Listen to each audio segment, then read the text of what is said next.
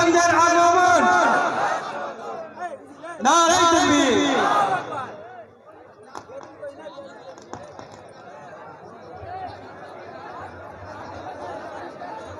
तकबीर दी नारे तकबीर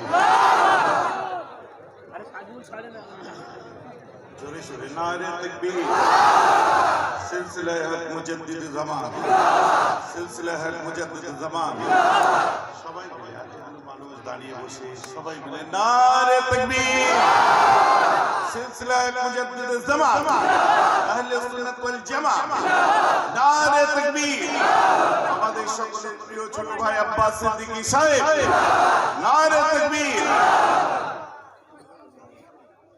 আসসালামু আলাইকুম ওয়া রাহমাতুল্লাহি ওয়া বারাকাতুহু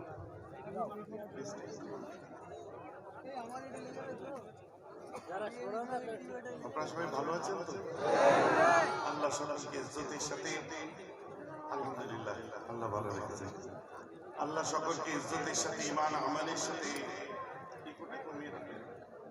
হায়াতে তাইয়্যিবা আতা করুন সকলে বলুন আমিন এখন বিস্তারিত আলোচনা হবে না বিশেষ করে সময় মতো পৌঁছাবার আল্লাহ তৌফিক আতা করেছেন আল্লাহর কাছে শুকরিয়া আদায় করি আর অল্প কিছুক্ষণের মধ্যে আমি বিদায় নেব বেশি আলোচনা হবে না সকলে কিছুক্ষণ একটু কষ্ট করে নিন আউযু বিল্লাহি মিনাশ শাইতানির রাজীম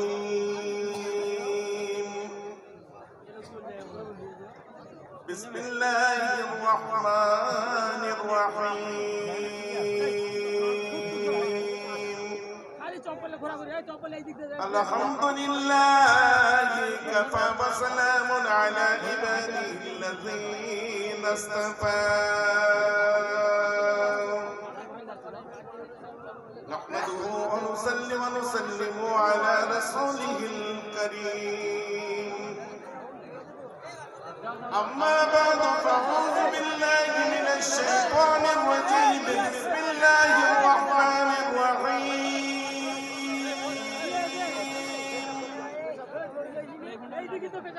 إن الله وملائكته يصلون على النبي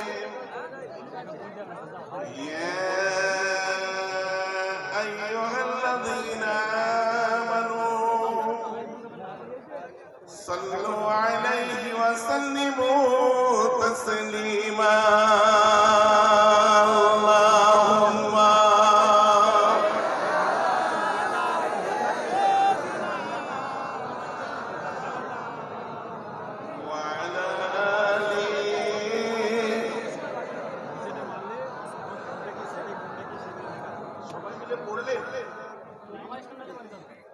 আমার তো মনে হয় সবাই উচ্চ আওয়াজে পড়লেন উচ্চ আওয়াজে দরুদ শরীফ পড়লে অসুবিধা আছে আপত্তি আছে কেউ মারবে বলেছে লাল চোখ দেখিয়েছে হুমকি দিয়েছে অসুবিধা নেই তো কোনো আল্লাহ রাসূলের উপর দরুদের নজরানা জোরে সোরে পড়লে কোনো সমস্যা নেই ভারতবর্ষের বাড়িতে জন্মগ্রহণ করেছি আমরা প্রতি 5 বছর অন্তর একাধিক নির্বাচন আমরা দেখতে পাই আর এই নির্বাচনের অ্যাটমসফিয়ারে আমরা দেখতে পাই যেমন এখন ভারত পশ্চিমবঙ্গে ভোটের ঠিক সময় চলে এসেছে ভোটের ঘন্টা বেজে গেছে বললেই চলে আমরা এখন দেখতে পাবো দুনিয়ার নেতা লিডার এমএলএ এমপিরা তারা এয়ার কন্ডিশন গাড়ি বাড়ি অফিস ছেড়ে দিয়ে উত্তপ্ত মাটির রাস্তার উপরে উত্তপ্ত গরম মাটির উপরে তারা খালি পায়ে চলার প্রস্তুতি নেয় উদ্দেশ্য ভোট প্রচার উদ্দেশ্য ভোট প্রচার আমার আফসোস সেখানে নেই দেশে গণতন্ত্র আছে ডেমোক্রেসিক্যাল কান্ট্রি সবার অধিকার আছে নিশ্চয়ই প্রচার করবে আমার আফসোস ওই জায়গায় মুসলমানের ছেলে যারা তাদের পিছনে দাঁড়িয়ে তাদের নামে জয়ধ্বনি দিই তাদের নামে যখন জিন্দাবাদ বলে চিৎকার করি আমার নেতা জিন্দাবাদ আমার দাদা জিন্দাবাদ আমার এমএলএ জিন্দাবাদ আমার এমপি জিন্দাবাদ জোরে জোরে আওয়াজ করি আমাদের গলার শিরা পর্যন্ত দেখা যায়। হাত জুড়ে জিন্দাবাদ জিন্দাবাদ। একদম ভারত স্বাধীন করেছিল, দেশের স্বাধীনতা উনি নিয়ে এসেছিল। নেতাজি সুভাষ চন্দ্র বোস তাকে medal পরিয়েছিল।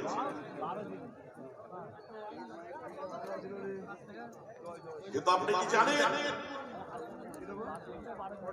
Mister David Ford American একজন লেখক, সে কি বলছে? আপনি কি জানেন মিস্টার উইলিয়াম মোর তার চোখে সেরা নেতাকে? আপনি কি জানেন ফিলিপ কেহিন্ডি তার চোখে সেরা লেখককে? আপনি কি জানেন তুরস্কের ইতিহাসের লেখক মিস্টার লামার্টিন তার চোখে সেরা লিডারকে? আপনি কি জানেন Syed Mahatma Gandhi the young India নামক গ্রন্থ লিখেছিল, তার চোখে সেরা লিডারকে? ওটা অন্য কেউ নয়, মুসলমান নিজের চোখের পাপড়ি যেমন নিজের সামনে থেকে দেখতে পাও না, তেমন তোমরা সেরকম ভুলে গেছো সামনে আছে দেখতে পাচ্ছ না। তিনি অন্য কেউ নয়, তিনি একদমই আমাদের ভারতের কোন লিডারের মতো লিডার নয়, মোগল সাম্রাজ্যের কোন শাহজাহান বাদশার মতো নয়, ইংল্যান্ডের টনি ব্লেয়ারের মতো নয়, তিনি বারাক ওবামার মতো নয়, ডোনাল্ড ট্রাম্পের মতো নয়। তিনি ছিলেন নেতাদের নেতা, শাহজাদের শাহজাহ, বাদশাদের বাদশাহ, নবী কুলের শিরোমণি, রাসূলদের সরদার, আমার নেতা তোমার নেতা, তিনি হলেন বিশ্বনবী মুস্তাফা।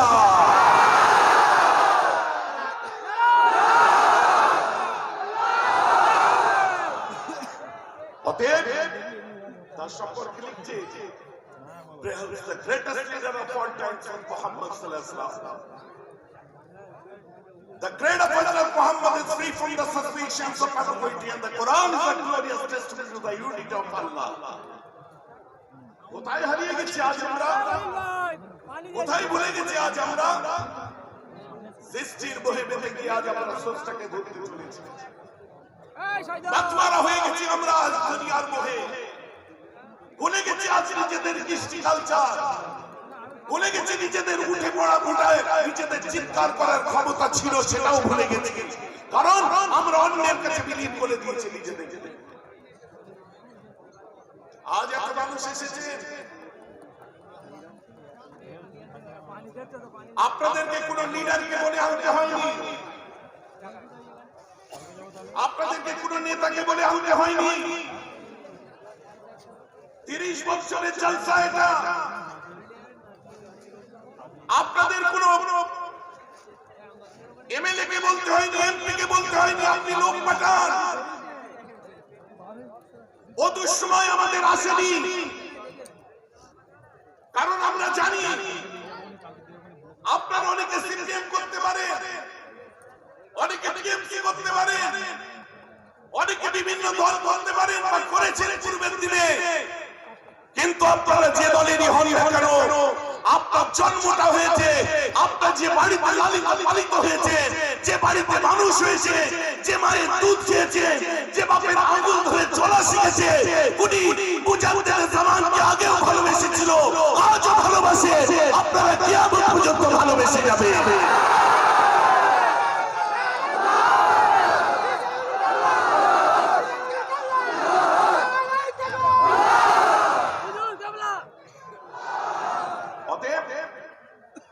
পরে আপনারা পার্টি করেছেন কেউ কেউ, প্রথম জন্মটা আমার ঘরে নিয়েছে, আমার রাসূলের উম্মতের ঘরে নিয়েছে, আমার দাদুর মুরিদের ঘরে নিয়েছে। কথা নাকি আমি ভুল বলছি নাকি? অতএব যে যাই বলুক না কেন, আমাদের মহব্বত 2 টাকা কেজি চালের মহব্বত নয়, আমাদের মহব্বত কন্যাশ্রীর নয়, আমাদের মহব্বত সবুজ সাথীর নয়, আমাদের মহব্বত দুনিয়ার চাওয়া পাওয়ার জন্য নয়, আমাদের মহব্বত লাল ঝান্ডার জন্য নয়, আমাদের ভালোবাসা দুনিয়ার কোনো দেখানো ভালোবাসা নয়, আমাদের ভালোবাসার শিকড়কে আল্লাহ জমিনে পুঁতেছে, কবরে মা বাপকে দিয়েছি, আমাদের ভালোবাসা পরিধি আসমান পর্যন্ত থেকে গেছে।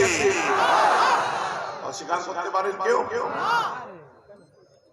আজ নারায়ণপুরে বহুদিন পরে আমি আসছি, এর আগে একটা মসজিদ আছে, ওই মসজিদে একবার এসেছি, আরো কোথাও কোথাও এসেছি। আসলে আপনাদের এলাকায় কোন জায়গায় আসেনি সেটাই বলা মুশকিল।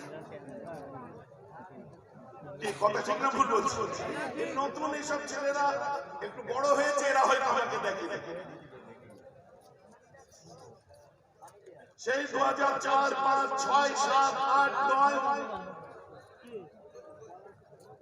বিভিন্ন গ্রামে বিভিন্ন সভায়, এমনকি আমি এখানে 7 দিন 8 দিন পর্যন্ত থেকে সভা করেছি। আমার মিডিয়ার ভাইয়েরা এখানে আছে, স্যালুট করি, আমি তাদেরকে ভালোবাসি খুব। আপনারা আমার 2006 সালের বক্তব্য কি করেছেন ভাই?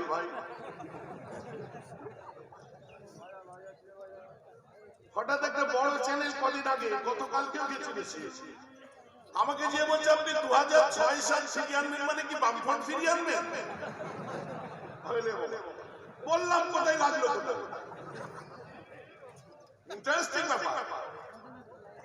তার মানে এটা নয় 2006 সাল ফিরিয়ে আনা মানে আমার সেই দিনেতে যেসব দাদারা দাদাগিরি করেছিল,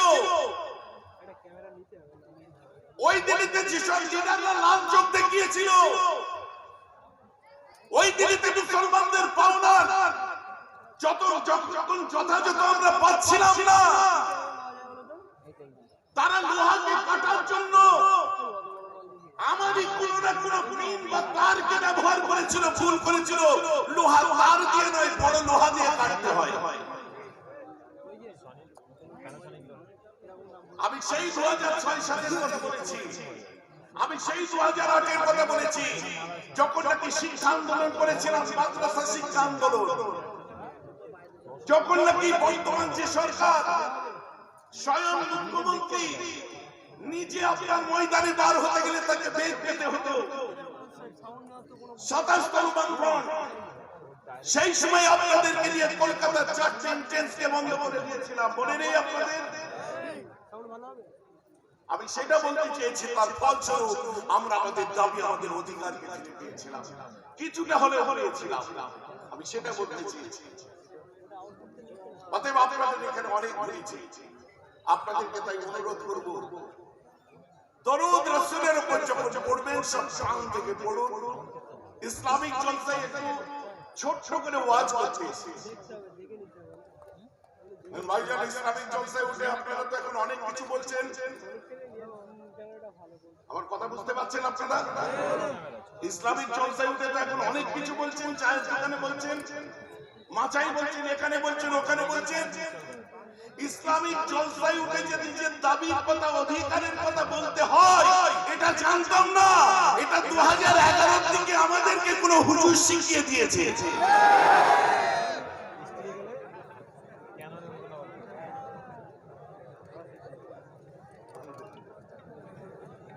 কথা বলতে বুঝতে পারছেন না? এটা জানতাম না তো, আমরা ওয়াজি করতাম, কোরআন হাদিসের কথাই বলতাম, কিন্তু তিনি যখন আমাদের শিখিয়ে দিলেন যে এমএলএ যখন তোমার কথা শুনবে না, এমপি যখন তোমার কথা শুনবে না, তোমার ফোনের যখন গুরুত্ব পাবে না, তোমার কথা যখন জায়গা মতো পৌঁছাবে না, তখন তুমি কারো লাল চোখের পরোয়া করো না, তখন তুমি কারো হুমকির পরোয়া করো না, তুমি তখন কারো চোখ রাঙানিকে ডরিও না। ওই সময় নিজের প্ল্যাটফর্মে দাও, নিজের অধিকারের কথা নিজের মঞ্চ থেকে বলো, তোমার গলা গলার ক্ষমতা কারো থাকবে না।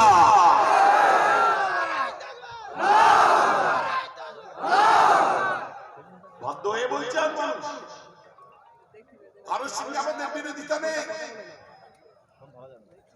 স্বাধীনতার পর থেকে আজ পর্যন্ত ধাক্কা খাচ্ছে মুসলমান, স্বাধীনতার পর থেকে এখনো পর্যন্ত বেঙ্গল প্যাক্ট খুলে দেখুন, গোপাল সিং কমিশন দেখুন, সাচার কমিটি দেখুন, মুসলমান তুমি যে দিনে ছিলে আজ ওই একই দিনে রয়ে গেছো। আমাদেরকে শুধু বলেছে কি আমরা জাতপাত দিয়ে রাজনীতি করি। কংগ্রেস শুনিয়েছে আমরা দাঙ্গা করি না, আমরা জাতপাতের রাজনীতি করি না, শুনে চলেছিলাম। তারপর বামফ্রন্ট আসলো, এখন বামফ্রন্টের লিডাররা বলছে 34 বছর ধরে আমরা কোনো দাঙ্গা হতে দিইনি, কথা বুঝতে পারছেন? তারপরে পালা বদল হলো। এখন আমরা শুনতে পাচ্ছি কি, আমরা জাতপাতের রাজনীতিতে বিশ্বাসী নয়, আমরা সাম্প্রদায়িক রাজনীতি করি না, আমরা ধর্ম নিয়ে রাজনীতি করি না, এই রাজনীতিতে আমরা বিশ্বাস নয়। আমি আমার বাংলায় দাঙ্গা হতে দেবো না, মারামারি হতে দেবো না। আজও একই কথা শুনছি। আমি আপনাদেরকে সেনসিটিভ জায়গা থেকে প্রশ্ন করি, lot of educated people here, অনেক জ্ঞানী মানুষেরা আছে।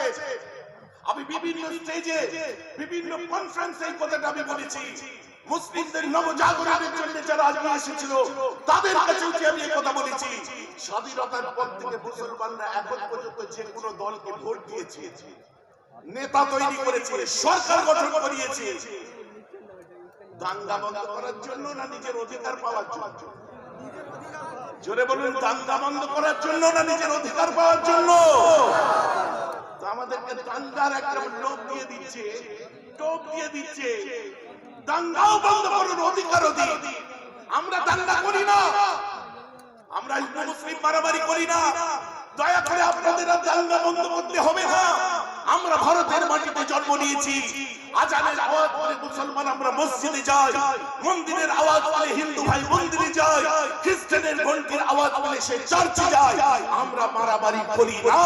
দয়া করে দাঙ্গা হবে না বলে টোপ দিয়ে মুসলমানগুলোকে আর ভাবে না।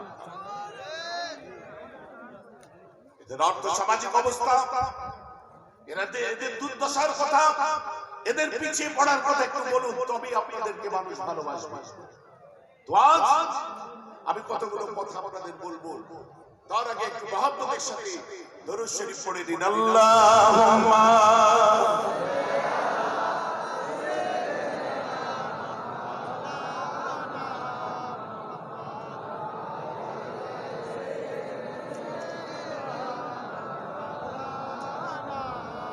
আরো আদবের সাথে পড়ুন, আল্লাহুম্মা সাল্লি আলা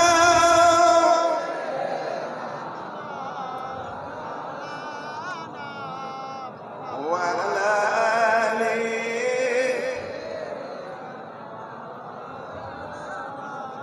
ও রব है जिसने तुझको, ओ रब है जिसने तुझको हमातम करम बनाया, हमें भीख मांगने की तेरा आसता बताना। अल्लाहुम्मा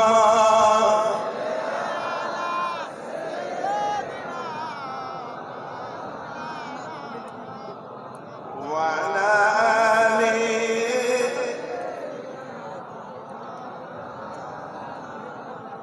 মাশাআল্লাহ।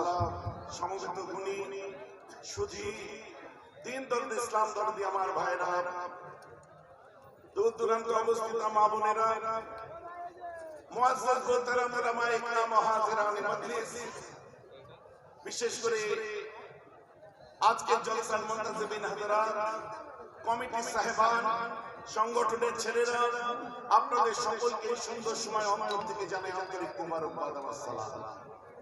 চিন্তা করছিলাম কি বিষয়টি আলোচনা করব, কেন ইসলাম এমন একটা ধর্ম যেটাকে আলোচনা করে শেষ করা সম্ভব নয়। একটা বিরাট বিশাল ধর্মের অপর নাম হচ্ছে ইসলাম। একদিকে যেমন আপনার সাংসারিক জীবন, পারিবারিক জীবন, আন্তর্জাতিক জীবন, রাজনৈতিক জীবন, আপনার আমার চলাফেরা, উঠা বসা, তামাদ্দুন, সংস্কৃতি, কালচার, এই সব শিক্ষা দেয় আমার এই গ্লোরিয়াস রিলিজিয়ন, এটা হলো আমার ইসলাম।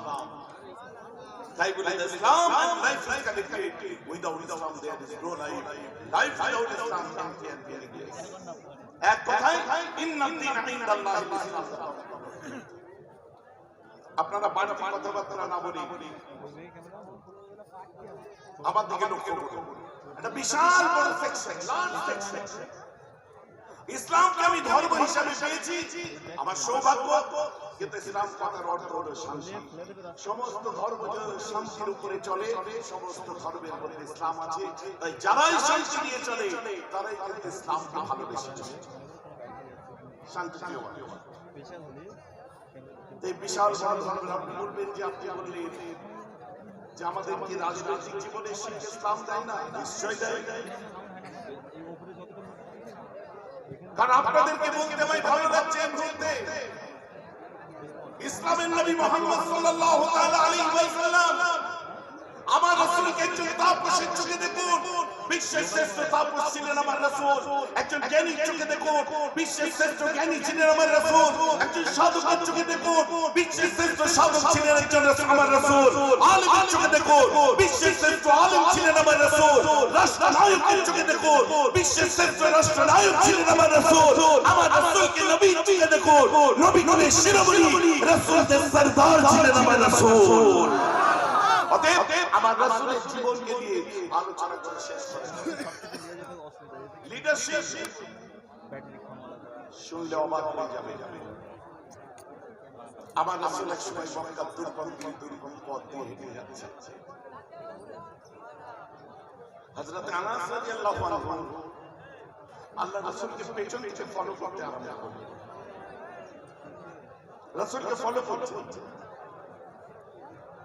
আমার রাসূল বলছে, আনাস আমাকে থাকতে দাও, এভাবে আমাকে ফলো করো না।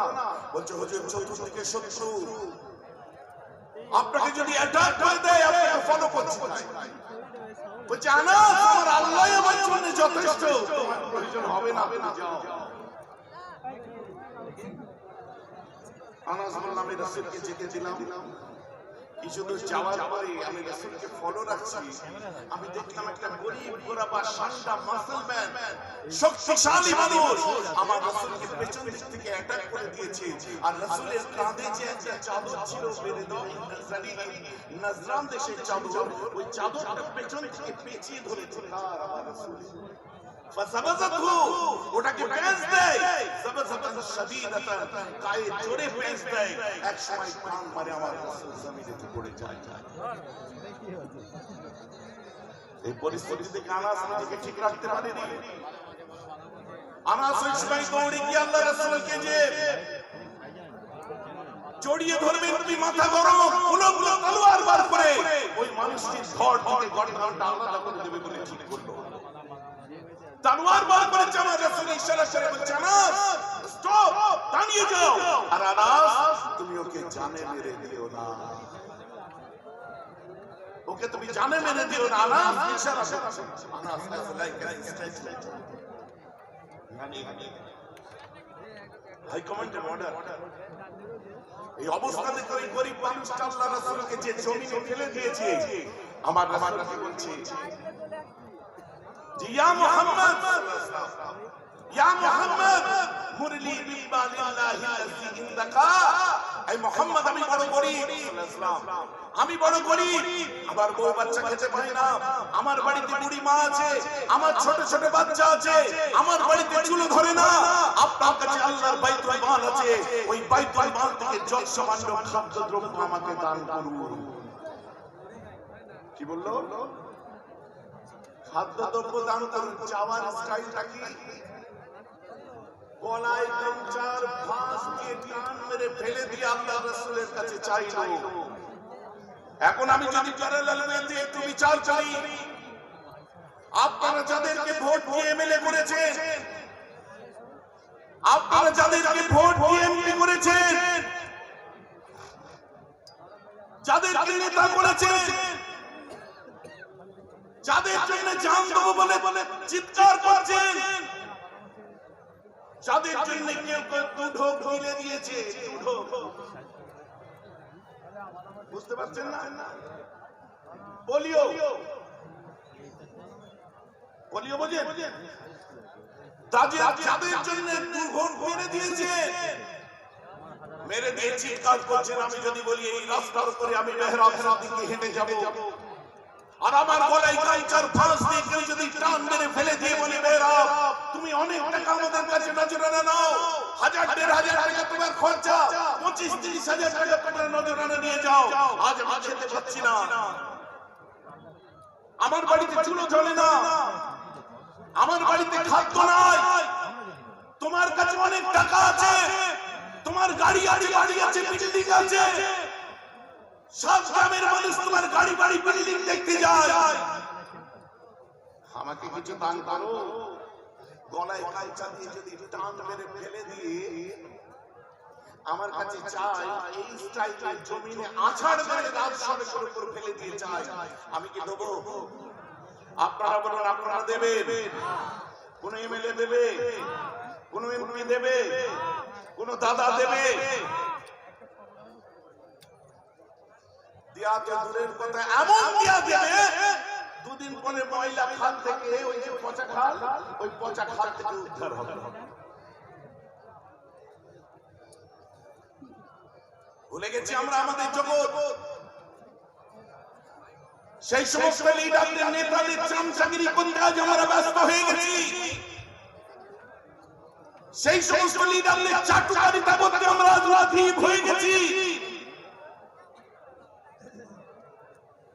তাদের জন্য চিৎকার করছি, চেঁচামেচি করছি আমরা, কিন্তু আজ আমরা আমাদের নিজেদের সত্তাকে ভুলে গেছি। আজ আমাদের নিজেদের গায়রাতকে আমরা ভুলে গেছি।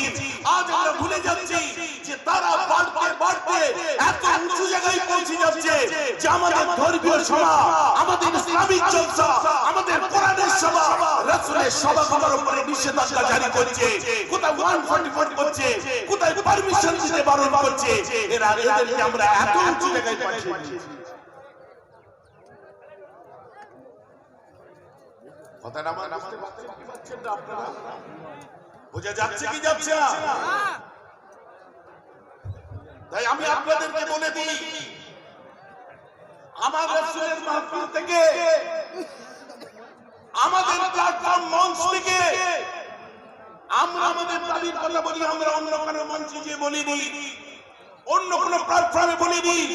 সাবধান করে দিচ্ছি তাদেরকে, যারা এই ধরনের ধৃষ্টতা দেখাবে, আপনারা যারা মনে করবে জোর করে, জবরদস্তি করে রাসূলের মাহফিলকে বন্ধ করব, কোরআনের মাহফিলকে বন্ধ করব, আমরা নবীর মাহফিলকে বন্ধ করব, আপনাদেরকে চেতাবনী দিচ্ছি, সাবধান করে দিচ্ছি, এ ধরনের ধৃষ্টতা দেখাবেন না।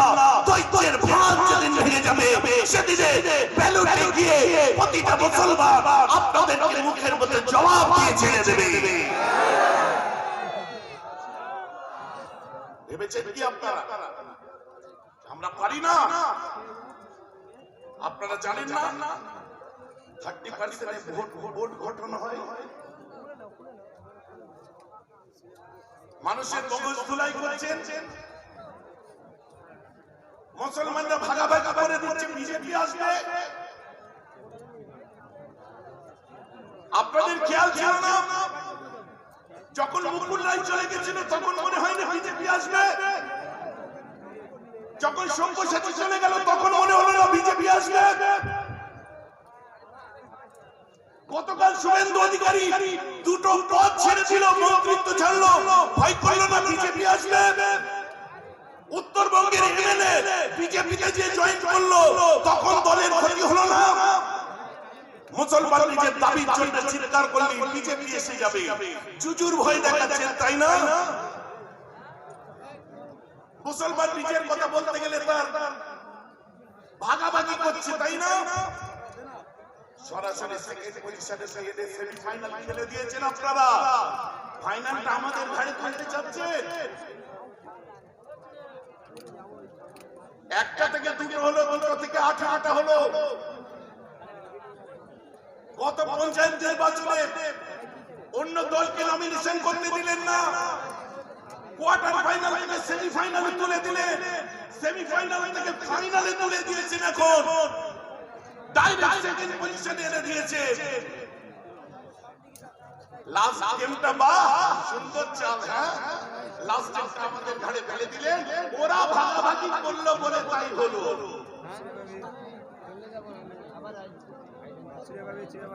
মগজ ধোলাই করেছে মানুষ। শুনুন, এসব কথাই আর ছেড়ে ভিড়বে না। আমাদের দাবি আমাদের ফিরিয়ে দিন। চাকরি বাকরি, সামাজিক অবস্থা, মুসলমানদের ন্যায্য পাওনার ক্ষেত্রে তাদের যেসব দাবি দাবা, সংখ্যালঘু মানুষদের জন্য যে সমস্ত অ্যালটমেন্ট, চাকরির হার কোথা থেকে কোথায় পৌঁছে গেছে, যতক্ষণ পর্যন্ত ফুলফিল করতে পারছেন ততক্ষণ পর্যন্ত কোন মুসলমানের দিকে আঙুল তুলে দেখাবেন না, দঙ্গা করতে দেব না, এই কথা বলে আর ভুলিয়ে রাখা যাবে না। সেদিন আমার রাসূল কি বলেছিলেন? আমার রাসূলের দুনিয়ার বাদশা সেদিন উঠে দাঁড়ালো, নানাস মাফ করে দে বাবা, মাফ করে দাও। আনাস বলছে, হুজুর আমি মাফ করব না। মাফ করে দেন না হুজুর, আমি মাফ করব না। ইসলামের ইতিহাসের করুণ কত দিনের রচনা হতে চলেছিল। আপনার কিছু হয়ে গেলে আমাদের কি হতো? ওই সময় আমার রাসূল বলছেন, মাফ করে দেন, আমি খুশি হব। আনাস যখন মাফ করে দিয়ে কাঁদলেন, আমার রাসূলকে বললেন, এত বড় মনটা অন্তরের মধ্যে রেখে, ভিতর বুকের মধ্যে রেখেছেন কি করে হুজুর? আপনার পথে ওরা কাঁটা দিয়েছে, আপনাকে আঘাত করেছে, আপনাকে মেরেছে, তারপরেও হুজুর আপনি তাদের জন্য দোয়া করেছেন। হুজুর বড় আফসোস লাগে, বড় কষ্ট লাগে। সত্যি আপনি বেশক রাহমাতুল লিল আলামিন, আপনার কোনো তুলনা হয় না হুজুর। আমি ওকে মাফ করে দিলাম। আমার রাসূল বলছেন, সুম্মা দাহিকা সুম্মা আমারা রাসূল ইতাই। আমার রাসূল হেসে উঠে বললেন, ওরে ওরা যতই আমাকে কষ্ট দেয়, ওরা যতই আমাকে আঘাত দিয়ে, যাও সোজা চলে যাও বাইতুল মাল থেকে একটা বড় উটকে ওভারলোড করো আর বেচারা গরীবটার বাড়িতে পাঠিয়ে দাও। মার খাওয়ার পরে বললেন, গরীবের বাড়িতে পাঠিয়ে দাও। আর আপনাদের এই এলাকাতে একটা ঘটনা ঘটেছিল, আমি শুনেছি। আপনাদের কাছাকাছি একটা ঘটনা ঘটেছিল, খাবার দেয়া তো দূরের কথা, পাঠিয়ে দেয়া তো দূরের কথা, কোন অসুস্থ মানুষকে, কোন বেড়াবি মানুষকে দেখতে গেছিল আমার ভাই। মার খেয়ে আমার রাসূল তার বাড়িতে খাবার পাঠালেন।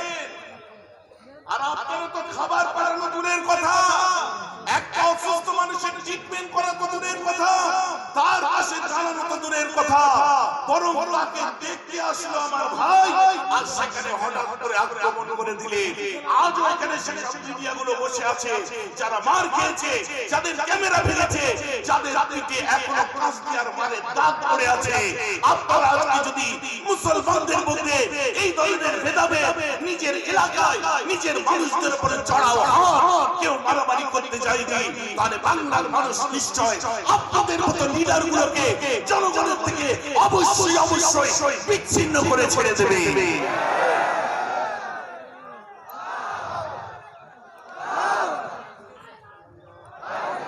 অতএব আমরা ভুলে যাচ্ছি আদর্শগত দিকটা, আমরা ভুলে যাচ্ছি। আজ কাল তো কবরে যেতে হবে, কথা ঠিক না ভুল? গ্যারান্টি দিতে পারে চিরতরের মতো আমি পৃথিবীতে রয়ে যাব বলার ক্ষমতা আছে? নেই। আজকে পরিকল্পনা করা হচ্ছে, চক্রান্ত করা হচ্ছে। কেন আজ এসব কথা আসছে? কেন আজ নতুন করে পীড়িত করতে চাচ্ছে আমাদের সাথে? আজ আজ ভালোবাসা করতে হবে আমাদের সঙ্গে এসব খবর দিচ্ছেন কেন? এতদিন মনে ছিল না? এতদিন আমরা মরেছিলাম, বেঁচে ছিলাম না? এতদিন পরে মনে পড়লো যে না, আরো কেউ আছে, কোনো কথা শুনতে হবে, কারো আওয়াজ আমাদের শোনা দরকার। প্রতিনিধিত্ব করতে এসেছি সমাজের মধ্যে, তাদের আলোচনা, কথাবার্তা, তাদের পাওনা চাওয়া পাওয়াগুলো আমাদের জানতে হবে। এতদিন পরে মনে পড়লো।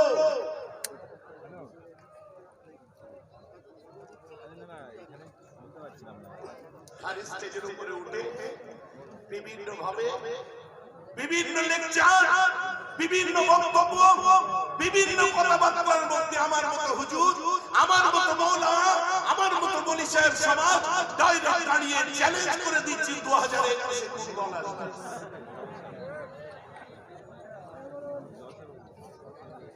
আর তোমরা বুড়া মুসলমানের দল হই হই করে দৌড়চ্ছ তাদের দিকে। যদি এখন আর দৌড়ই না, এখন নেতাকে লিডারকে দিয়ে লোক নিয়ে আসে। আবার অনেকে উক্তিও করছে আপনাদের নিজেদের মধ্যে এত ঝামেলা হলে কোন দিকে যাব। আপনাদের এই কথাটা তো আমারও কথা। আজকে যদি আমার কথা শুনতে পারে আমার ভাই, তো আপনার বাড়িতে আপনার কথা কেন শুনছেন আপনার ভাই? কেন মর্যাদা দেওয়া হয় না তাদেরকে? কেন বলেন যে আমার বাড়িতে ওই যোগ্য ছেলেরা আছে? কেন বলা হচ্ছে বারবার যে এক জঙ্গলে দুটো রাজা হতে পারে না? কোন সাম্রাজ্যের কথা শোনাচ্ছেন সাহেব? তাই জন্যই তো আমি বলেছিলাম যে আপনাদের যে আলোচনা করার দরকার, বোঝানোর দরকার, তারা ছোট, তারা ভাইপো, তারা ছোট ভাই, তাদেরকে ডেকে নিয়ে যে ঘরের মধ্যে বসে কানটা ধরে বড় চাচা হিসেবে চড় মেরে বুঝান।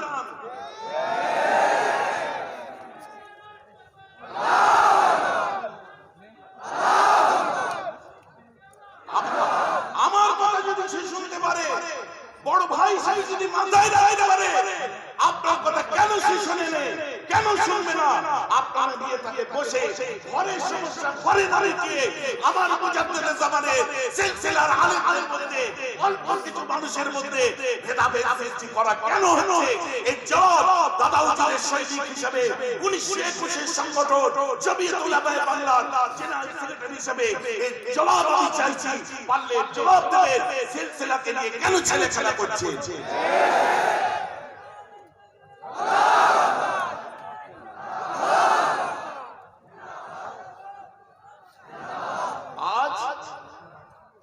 সুন্দর করে উঠে বলে দিচ্ছে সিলসিলার বড় কঠিন দিন এসেছে।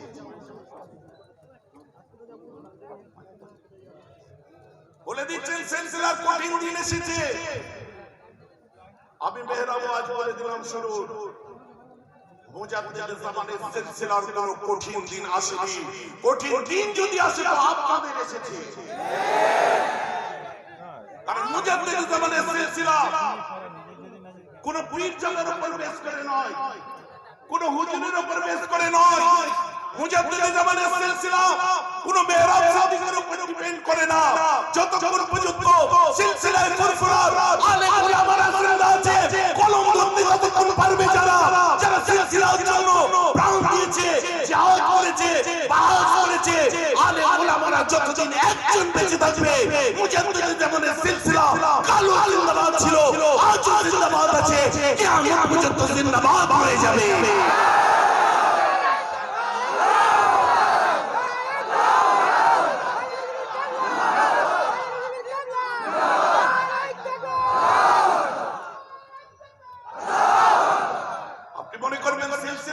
কঠিন দিন এসছে না, সিলসিলার ফাটল ধরেছে না, ফাটল আপনার মধ্যে ধরতে পারে। কঠিন দিন আপনার আসতে পারে, সিলসিলার আসেনি।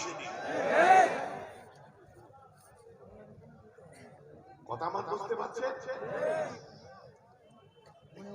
সিলসিলার কঠিন দিন সেই দিন আসবে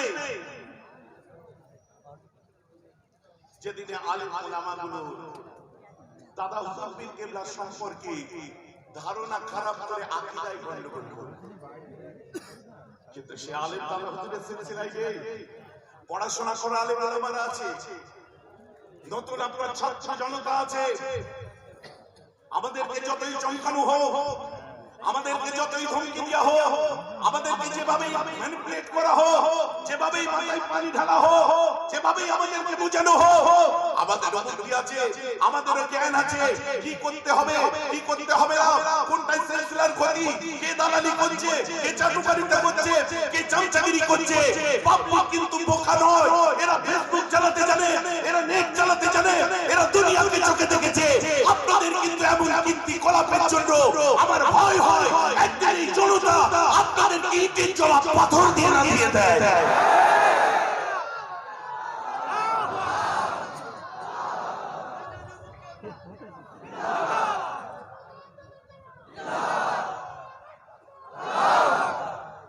কথা বুঝতে পারছেন না? অতএব আমাদেরকে সাবধানতা অবলম্বন করতে হবে, আমাদের সংযত হতে হবে। মুখেতে দাদা হুজুর আর দিলের মধ্যে দিদি হুজুর।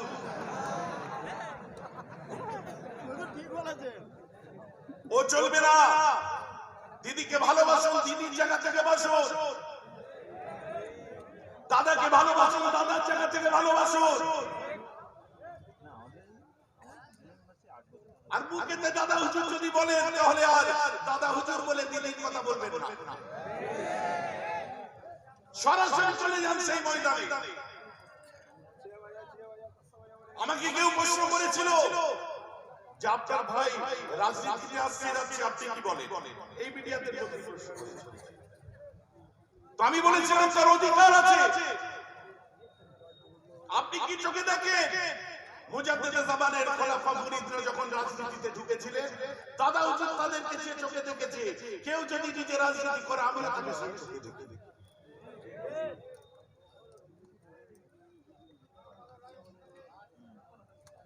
ভাইজান, আপনি কি জানেন পার্টি হচ্ছে? এখন পর্যন্ত দল ঘোষণা হয়নি। দল ঘোষণার আগে যদি এত লাফাও, ঘোষণার পরে কত লাফাও।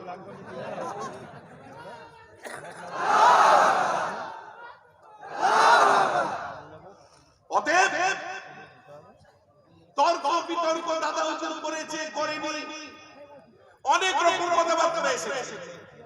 আমি সে বিষয়কে রাজি, আমি ওকে সরাসরি বলেছিলাম যে আমি বলে দিচ্ছি ও ব্যক্তিগতভাবে করছে একটা দল। আমি বলে দিচ্ছি ও দুর্দশা, মুসলিমদের দুর্দশার কথা বলবে। আমি বলছি পিছিয়ে পড়া মানুষের জন্য বলছে। এখানে দাদা হুজুর কেউ টানছে না। এখন বলুন তার অধিকার আছে না নেই?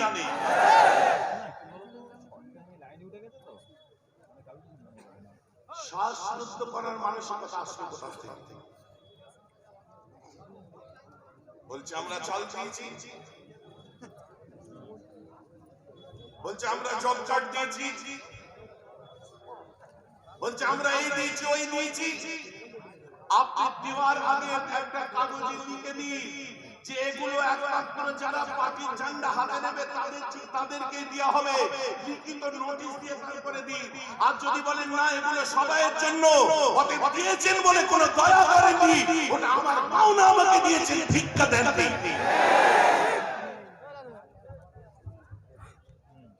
কথা বুঝতে পারছেন না? যেমন মুসলিমদের জন্য ভেবেছে, যে দল ভেবেছে, আমরা তাদের নাম করেছি। কংগ্রেস ভেবেছিল নাম করেছি, সিপিএম ভেবেছে নাম করেছি, দিদি ভেবেছিল নাম করেছি। তার মানে এই নয় যে আমাদের জন্য ভাবতে গিয়ে আমাদের ললিপপ থেকে সরে পড়বেন, তখন চুপ করে থাকবো। সে বোকা মুসলমান নয়।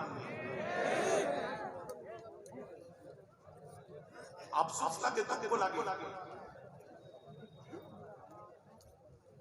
মুসলমানদের রক্তে কোনোদিন গাদ্দারি লেখা ছিল না। হতে পারে তারা আদিবাসী, হতে পারে দলিত, হতে পারে তারা অনগ্রসর, তাদের রক্তে কোনোদিন কিন্তু গাদ্দারি লেখা নেই। মুসলমানদের রক্তেও গাদ্দারি লেখা নেই। স্বাধীনতার পরে গুজরাটের ইতিহাস খুলে দেখে নিন। আজকে ওরা যে রাজত্ব করছে, মুসলমানদের 67% সম্পত্তির উপর রাজত্ব করছে। মহাত্মা গান্ধী এদেরকে সত্য বলেছিল, তাই সরেছে এক কথার উপরে, কিন্তু এরা গাদ্দারি করেনি। আর বারবার আমাদের কাছে ধুয়ে তুলে দেওয়া হচ্ছে যে হয় তোমরা দ্বিতীয় শ্রেণীর নাগরিক হিসেবে থাকো, তা না হলে তোমরা দেশ ছেড়ে চলে যাও। ভাড়াটিয়া নাকি আমরা? ভাড়াটিয়া নাকি আমরা?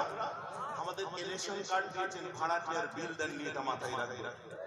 আমাদের আধার কার্ড দিয়েছেন, দেশের নাগরিক হিসেবে কোনো ভাড়াটিয়ার বিল দেননি, আপনারা মাথায় রাখবেন। কারণ এই জন্ম, এই মাটিতে আমি জন্ম নিয়েছি, আমার নারীটাও এই মাটিতে পোতা আছে। এই মাটির মধ্যে আমি খেলাধুলা করেছি, মায়ের কোলে বসেছি। এই মাটিতে আমরা নামাজ পড়ছি, সাজদা করেছি আল্লাহকে। এই মাটিতে মরবো, এই মাটিতে জানাজা হবে, এই মাটিতে কবর হবে। যতক্ষণ মুসলমানের একটা কবর থাকবে, ততক্ষণ পর্যন্ত ভালো সাক্ষ্য দেবে মুসলমান আমায় ভালোবেসেছে, তাই মুসলমানকে আমি আমার বুকে কবর করে রেখে দিয়েছি। আজ তাদেরকে কোন চোখে দেখছেন আপনি? আগের দিনে বলেছিলাম, আমি আবার বলে দিই, জনসন পার্স দিয়ে কান চুলকাচ্ছেন চুলকান, মুরগির পাখনা দিয়ে কান চুলকাচ্ছেন চুলকান, হাঁসের পাখনা দিয়ে কান চুলকাচ্ছেন চুলকান, কিন্তু বাঘের লেজ দিয়ে কোনোদিন কান চুলকাবার চেষ্টা করবেন না। কারণ যারা শুয়ে থাকে ঘুমিয়ে থাকে এরা যেদিন গর্জন করবে, এদের দৈত্যের বাঁধ যেদিন ভারবে, আপনাদের সেই বাঁধ ভাঙা জোয়ারে বাঁচিয়ে সিন্ধু নদীর তীরে ফেলে দেবে।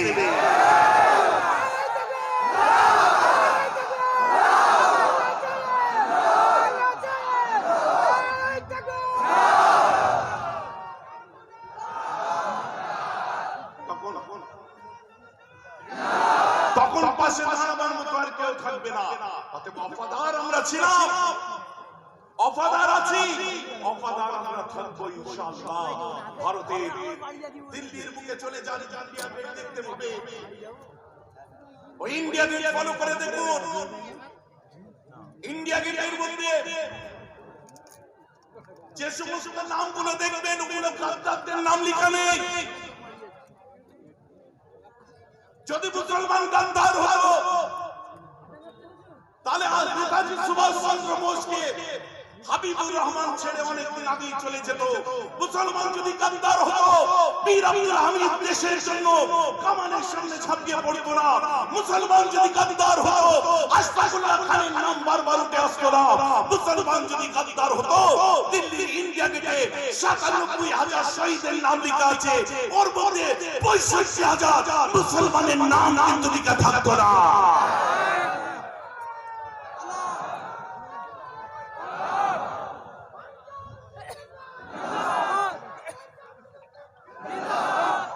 মুসলমান কোনদিন গাদ্দার ছিল না। আপনারা এদেরকে মেরে মেরে মেরে মেরে খা করে